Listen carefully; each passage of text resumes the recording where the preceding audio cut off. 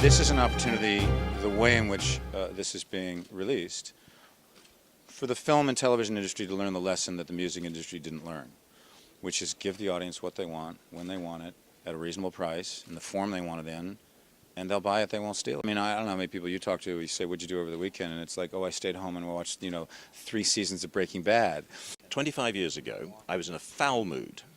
Margaret Thatcher, I used to work for Margaret Thatcher, and she had beat me up something rotten at the election campaign. So I wrote a book trying to get all of the mood out of me, bad mood. That book was House of Cards. Then it became a sensational television series, which we thought could never be better. I mean, Ian Richardson and the BBC television series was absolutely superb. Now, 25 years later, Kevin Spacey and Robin Wright and David Fincher, I feel as if I've won 2 Olympic gold medals.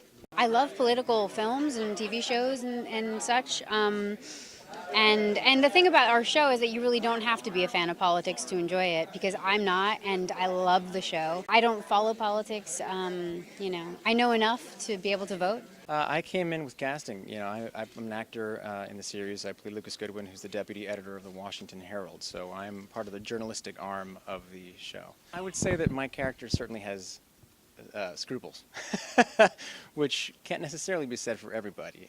There's powerful men, charming. That's probably why they get away The good with ones a lot. and the corrupt ones, yeah. I was told to play Lady Macbeth. Literally.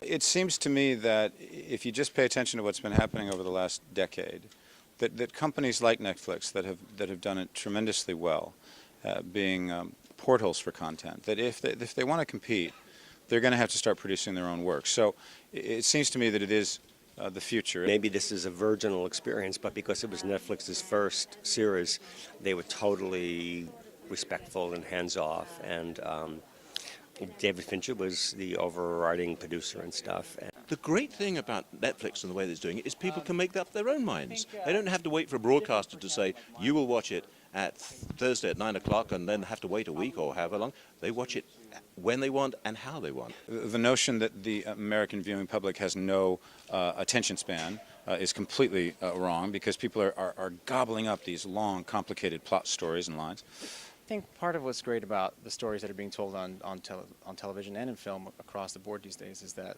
it's different elements of the human condition, human experience. So because we center it here in this city under those, these particular circumstances, doesn't necessarily mean that it's not prevalent in other mediums.